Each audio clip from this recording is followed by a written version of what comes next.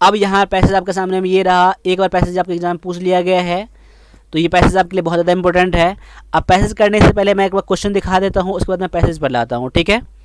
अब यहाँ पे देख लीजिए, पहला क्वेश्चन क्या कर रहा है कि Robert Falcon Scott and his men were killed when.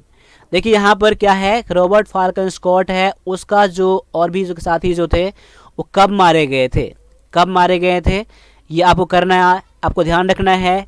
उसकी मृत्यु कब हुई थी, कैसे हुई थी, आपको पैसेज पढ़ना है, आपको देखना है आपको क्या आंसर उसका हो सकता है।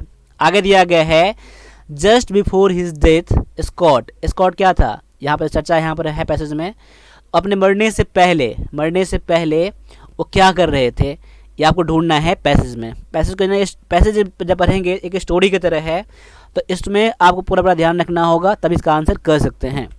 अगला क्वेश्चन क्या है, James was sad and without hope because he feared that. अब देखिए जेम्स क्या था, उदास था और अपना आशा पूरा खो दिया था। उसका रीज़न क्या था, किस बात से डर लगता था, किस बात से डर लगता था उसे, जेम्स के बारे में बात चल रही है। तो जेम्स की जहाँ भी चर्चा हो उस पर गौर करिएगा, क्योंकि यहाँ से आपका एक क्वेश्चन बन रहा है यहाँ पर आपका। अगला क्वेश्चन है आपका, the word impending can be replaced by. ये वर्ड जो एक यूज़ किया गया पैसेज में इम्पेंडिंग, उसका सिनोनिम क्या है, इसके बदले में मैं कौन सा वर्ड यूज़ कर सकता हूँ, ये है। अगला क्वेश्चन है, ए lesson that is passage this us is, यानी कि ये पैसेज पढ़ते हैं तो हम लोगों को क्या सीखने के लिए मिलता है, क्या हम लोग को इससे सीख मिलता है, ये आपको करना है। जब पैसेज को पूरा एनालाइज करेंगे तो आप समझ जाएंगे कि इस पैसेज से मुझे हम लोगों को ये सीखता है, हमें अपने लाइफ में ये चीज़ हम लोगों को एक इसको इम्प्लीमेंट करना चाहिए, ठीक है। अब आ जाइए पैसेज पर एक बार। अगर पैसेज को एक बार पढ़ के रोकना है तो उसको रोक के आप वीडियो पैसेज को पढ़ सकते हैं, फिर मैं लाइन बाय लाइन इसको समझा रहा हूँ एक स्टोरी की तरह। अब ये पैसेज करने के बाद हमेशा आपके मन में रहेगा, एक स्टोरी की तरह रहेगा, इसलिए पैसेज को पूरा लास्ट तक जरूर देखना आप लोग, ठीक है। आगे क्या किया गया है कि इन ये क्या है 1012 यहाँ पर है, लेकिन यहाँ पर 1912 है, ठीक है, याद कर लीजिएगा 1912, कहीं हो सकता है आपको एग्जाम में पैसेज में क्वेश्चन में भी जीके में आ जाए। ये 1912 की बात है यहाँ पर है। The British explorer Captain Robert Falcon Scott and his men were caught in a fierce blizzard and perished while returning to their base camp after reaching the South Pole। देखिए सेंटेंस लंबा यहाँ पर है, इसको अलग अलग समझिए। ये कब की बात है, 1912 की बात यहाँ पर है, ठीक है, जो कि ब्रिटिश एक खोजकर्ता थे जिसका नाम क्या था, रॉबर्ट फाल्कन नाम था, रॉबर्ट फाल्कन स्कॉट नाम था। पैसेज में क्वेश्चन आपके यहाँ से भी आया था। उसका जो मेन था, एक क्या था, बर्फीली तूफान में फंस गया और वह सब मारे गए वहाँ पर, ठीक है। ये कब की बात है, जब वो साउथ पोल से रिटर्न आ रहे थे, उत्तरी जो गोलार्ध जो ध्रुव जो था वहाँ से वापस आ रहे थे, अपने कैंप में आ रहे थे, उसी बीच में क्या बर्फीली तूफान में फंस गए और वहीं पर सब मारे गए, ठीक है। आगे है, their tent buried under snow was discovered the following year by sir Ernest Shackleton. देखिए उसके अगले साल उसके जो टेंट जो था ना वो क्या था, बर्फ में दब चुका था, और ये कब उसके अगले साल ये ढूंढा गया, किसके द्वारा खोजा गया, ये सर एमएस सैकल्टन के द्वारा ये ढूंढा गया, ठीक है। Scott was found holding in his dead hand an unfinished letter addressed to his author friend James Barrie. देखिए जेम्स के बारे में एक चर्चा यहाँ पर है। देखिए स्कॉट जब वहाँ मिला, उस टेंट में मिला, उसका जो हैंड जो था ना, मरा हुआ था, इंसान मरा हुआ था, ठीक है, उसके हैंड में एक लेटर था, ठीक है, जो अनफिनिश था। अनफिनिश क्या था, लेटर पूरा लिखा नहीं गया था, ठीक है, लेटर लिखना बाकी था, ठीक है, उसे लिखा गया तो उसके हैंड में था, जो कि वो उसका जो एक दोस्त था स्कॉट का, जो रॉबर्ट फाल्कन स्कॉट था, उसका जेम्स एक का दोस्त था, एक ऑथर था, उसके लिए लिख रहे थे ये। After describing the blizzard and impending Doom, देखिए इम्पेंडिंग वर्ड में भी आया था, ठीक है। इम्पेंडिंग डूम मतलब क्या हुआ, आने वाली खतरा। इम्पेंडिंग मतलब क्या होता है, आने वाला जो कुछ समय रहता है जिसमें कि कुछ अनहोनी होना रहता है, उसे हम लोग क्या कहते हैं, इम्पेंडिंग कहते हैं। डूम मतलब क्या, खतरनाक जो स्थिति आने वाला था वो। तो उस लेटर में क्या लिखे थे, उसके ब्लिजर्ड के बारे में, जो बर्फीली तूफान था उसके बारे में वो डिस्क्राइब किए हुए थे। Scott wrote that he and his colleagues were spending the time singing songs and making pleasant conversation।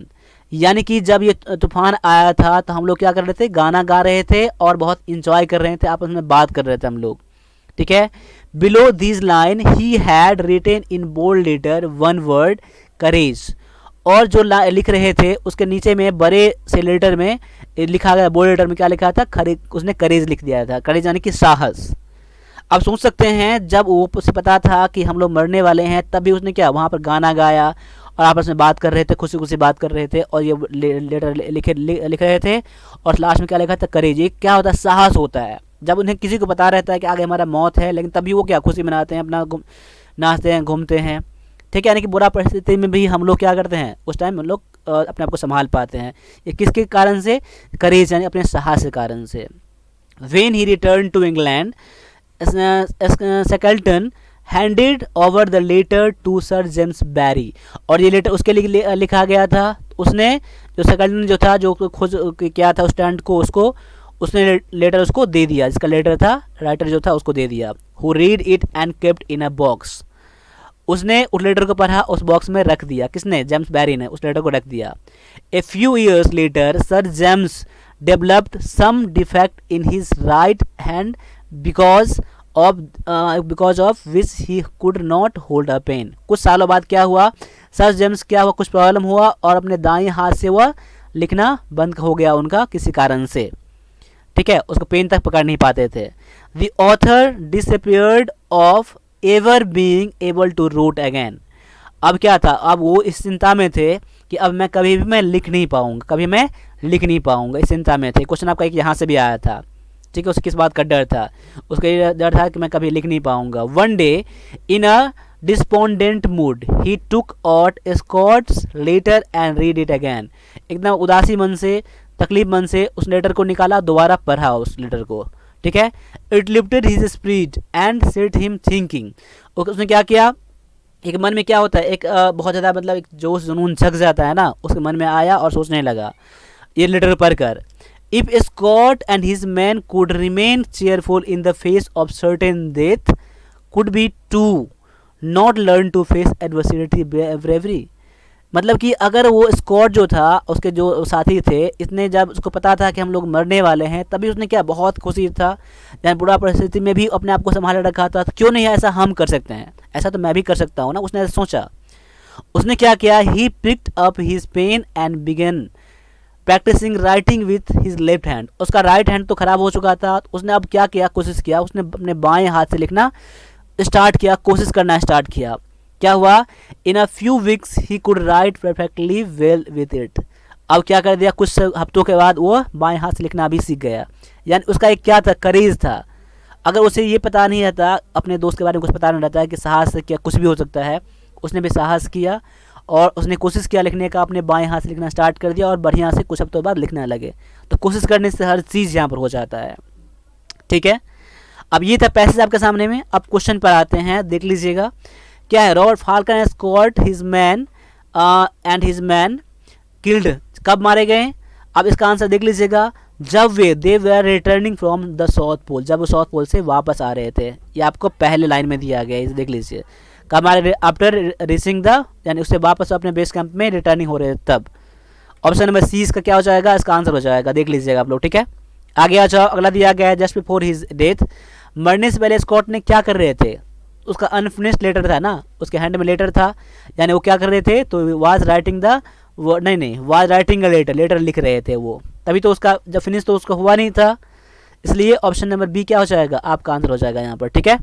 आगे आ जाओ, James was sad and without hope because he feared that. James क्या था, बहुत दुखी था और मतलब कोई उम्मीद नहीं था अपने आप में। किस बात का डर था उसे इस बात का डर था कि he could not hold a pen, ये भी नहीं, he would not be able to write again, कभी वो लिख नहीं पाएंगे, इस बात से चिंता था, डर था, दुखी था। ऑप्शन नंबर सी क्या उसका हो जाएगा, आंसर हो जाएगा, ठीक है। आगे आ जाओ, दी वर्ड इम्पेंडिंग, मैंने क्या बताया था, आने वाली खतरा जो होती है, ठीक है। अप्रोचिंग, बहुत नज़दीक होता है, अप्रोचिंग इसका आसान कर लीजिएगा। ओवरकमिंग नहीं होगा, वार्निंग नहीं होगा, वेटिंग नहीं होगा। ओवरकम मतलब किसी से उबरना होता है, वार्निंग मतलब क्या होता है, किसी को वार्न करना, वेटिंग मतलब इंतजार करना। अप्रोचिंग क्या हो जाएगा, इसका बेस्ट आंसर है आपका सिनोनिम में, ऑप्शन नंबर डी इसका करेक्ट आंसर है, ठीक है। आगे आ जाओ, ए लेसन दैट दिस पैसेज, इस पैसेज से हम लोगों को क्या सीखने को मिलता है कि नेवर गिव अप करेज, कभी हम लोगों को साहस नहीं छोड़ना चाहिए, साहस हम लोगों को नहीं छोड़ना चाहिए, हमेशा साहस करना चाहिए, बुरा परिस्थिति अगर हो तब भी। ठीक है, क्लियर है। ऑप्शन नंबर इसका बी क्या है, इसका करेक्ट आंसर है। अब अगला पैसेज भी दिया गया है, और इस पैसेज को मैं क्या करूँगा, अभी मैं सॉल्व नहीं करूँगा, मैं इसका आंसर बता रहा हूँ, क्योंकि इस पैसेज आपका क्लास बहुत ज़्यादा लंबा हो जाएगा। ठीक है, इस पैसेज को आप एक बार अपने मन से देख लीजिएगा, मैं पैसेज को फिर कभी मैं बता दूंगा आपको, इसका लिंक में डाल दूंगा डिस्क्रिप्शन में, या फिर अगला वीडियो में मैं इसका बना दूंगा। ठीक है, आगे आ जाओ, बस मैं इसका आंसर बता दे रहा हूँ। ठीक है, आंसर देख लीजिएगा, ऑप्शन नंबर डी इसका आंसर हो जाएगा, पहला का 31 का, और 32वां का आपका आंसर हो जाएगा, देख लीजिए ए। क्वेश्चन नंबर 33 का देख लीजिए, आप इसका स्क्रीनशॉट लेते रहना आप लोग, सी। और 34वां क्वेश्चन आपका सामने में दे है, इसका है बी, नोट कर लीजिएगा। और 35 का क्वेश्चन का आपका आंसर हो जाएगा यहाँ पर डी। प्रमोट का देखिए, प्रमोट का ये तो समझ लीजिए, प्रमोट का एडजेक्टिव क्या होता है, प्रमोशनल होता है यहाँ पर। ठीक है, बढ़ावा देना इसका होता है। ऑप्शन नंबर डी इसका आप याद कर लीजिएगा। ठीक है, आगे आ जाओ, अगला क्वेश्चन दिया गया है, fill in the blank with the correct word. आपको ब्लैंक में फिल करना है जो वर्ड दिया गया चारों ओर उससे। देखिए, इसमें ब्लैंक वाला में प्रीपोजिशन भी आ सकता है, कंजक्शन भी आ सकता है, कुछ भी आ सकता है, एक वर्ड भी आ सकता है, जहाँ के वर्ड दिया गया यहाँ पर देख लीजिए। यहाँ पर the kite were high in sky and most disappeared at times. एक काइट जो था, क्या था, काइट क्या है, फ्लू, फ्लाई, फ्लाई। देखिए सेंटेंस किस में है, पास्ट में है ना, डिसअपीयर्ड पास्ट में है, तो पास्ट वाला में क्या आपका ये आएगा नहीं, ये आएगा नहीं, ये आएगा नहीं, ये हो जाएगा ऑप्शन नंबर ए ही हो जाएगा। फ्लू दिया गया है, फ्लाई, फ्लू, फ्लोन होता है, तो यहाँ पर फ्लू हो जाएगा, पास्ट टेंस के ही बात चलेगा। यहाँ पर देखिए प्रेजेंट की बात होगा नहीं, प्रेजेंट की बात होगा, प्रेजेंट की बात होगा नहीं। ऑप्शन नंबर ए इसका फिट बैठ रहा है, ऑप्शन नंबर ए का आंसर कर दीजिएगा, मैंने गलती यहाँ बता दिया था यहाँ पर। ठीक है, आगे देख लो क्या है, our factory turns 2000 new cars a month. अब देखिए हमारी जो फैक्ट्री की क्षमता कितनी है, 2000 कार एक मंथ में तैयार कर सकता है, बना सकता है। माफ कीजिएगा, तो यहाँ पर देखिए ऑट, अप, एट या फिर विथ आ जाएगा। तो देखिए टर्न्स अप होता है, बनाने की क्षमता रखता है, उत्पादन करता है, टर्न्स अप होता है। ठीक है, ऑप्शन नंबर बी आपका आंसर यहाँ पर हो जाएगा। आगे देख लीजिए क्या है, Rita Gita is very intelligent. अब देखिए यहाँ पर इज दिया गया है, तो क्या आ जाएगा यहाँ पर, एज वेल एज आ जाएगा यहाँ पर। देखिए एज वेल एज हो जाएगा, क्योंकि देखिए एज वेल एज से दो सेंटेंस जब जुड़ा होता है तो क्या होता है, पहले सेंटेंस, पहला जो वर्ड होता है, सब्जेक्ट होता है, उसके अकॉर्डिंग यहाँ पर वर्ब का हम लोग यूज़ करते हैं हम लोग। एंड यहाँ देंगे नहीं, क्यों, एंड यहाँ रहता है तो आर यहाँ आ जाता है, इसलिए यहाँ पर इज यहाँ पर है, तो आपका रीता यानी एज वेल एज ही आएगा। ऑप्शन नंबर ए हो जाएगा आपका आंसर। ठीक है, आगे आ जाओ, अगला क्वेश्चन दिया गया आपका PQR से क्वेश्चन दिया गया, बहुत ज़्यादा इंपॉर्टेंट है आपका ये चीज़, देख लीजिए यहाँ पर क्या है, ईच और परफेक्टिवली क्या है, दोनों यहाँ पर फिक्स यहाँ पर है, इस बीच में PQRS को आपको मैच करवाना है आपको यहाँ पर। ठीक है, अब यहाँ पर देख लीजिए, जैसे इस इच, इसके बाद क्या, इच इट आएगा नहीं, इच हैड आएगा नहीं, इच पार्ट्स आएगा नहीं। उसके बाद पार्ट्स क्यों नहीं आएगा, क्योंकि इसके बाद हमेशा सिंगुलर ही आता है, इसके बाद ऑफ ही आएगा, इच ऑफ द मेनी आ जाएगा, यानी एस से स्टार्ट हो जाएगा। तो एस से स्टार्ट होने वाला कौन सा है, एक ही यही दिया गया है। अब SRQP हो जाएगा, क्या हो जाएगा, SRQP हो जाएगा। देखिए यहाँ पर, क्योंकि देखिए यहाँ पर एस के बाद, इसके बाद ये फिट में नहीं बैठ रहा है आपका, यहाँ से हो रहा है। अब इसके बाद देख लीजिए, अब मेरा आंसर ये होगा कि नहीं होगा, एस का मेरा ठीक अगर है तो एस के बाद आर मैच कर जाएगा, क्यू मैच कर जाएगा और पी मैच कर जाएगा। तो एस के बाद आर मैच कर रहा है क्या, of the many parts, many के बाद क्या प्लूरल आ गया ना, many parts of the rocket, बिल्कुल सही है। Each of the many parts of the rocket, उसके बाद क्यू है, हैड टू बी टेस्टेड, सभी पार्ट टेस्ट किया जाना चाहिए, टू बी श्योर, ये सुनिश्चित करने के लिए, इट वाज वर्किंग परफेक्टिवली, ये पूरी तरह से काम कर रहा है, नहीं कर रहा है, इस बात का श्योर होना चाहिए। ऑप्शन नंबर सी इसका करेक्ट आंसर है, देख लीजिए। ठीक है, आगे आ जाओ, freedom which the rich and the poor women. देखिए हाँ, फ्रीडम, फ्रीडम विच के बाद क्या, विच इन द सेंस नहीं ले रहा है यहाँ पर, विच के बाद दैट आएगा नहीं, ये नहीं होगा। विच अ मॉडर्न वुमेन इंजॉय, ये हो जाएगा। देखिए the freedom which is the restricted kind, ये भी हो सकता था, लेकिन यहाँ पर आर से ज़्यादा अच्छा लग रहा है मुझे यहाँ पर। ठीक है, अब यहाँ पर देख लीजिए कि freedom which a modern man enjoy, freedom के कौन, जो आज कौन एंजॉय कर रहा है, जो आज के मैन जो एंजॉय कर रहा है, यहाँ सेंटेंस में मैच कर रहा हूँ आर से, आर से एक ये दिया गया है, एक यही दिया गया है, तो आर के मैं स्टार्ट करूँगा तो ये मैं ले लूँगा। आर के बाद एस लेना पड़ेगा। मॉडर्न में enjoy is the restricted kind, उसके बाद P in the sense that a wide gulf separates the rich and poor man. देखिए सेपरेट अगर आ गया तो सेपरेट किसको कर रहा है, रिच को और पुअर को अलग कर रहा है, तो ये तो क्यू मेरा यहीं पर आ जाएगा। यानी कि आर एस के मेरा यहाँ से स्टार्ट हो रहा है आपका, देखिए आर एस पी क्यू पूरा पूरा मेरा मैच कर रहा है, ऑप्शन नंबर ए। आप लोग इसको प्रैक्टिस करना, समझना, ठीक है।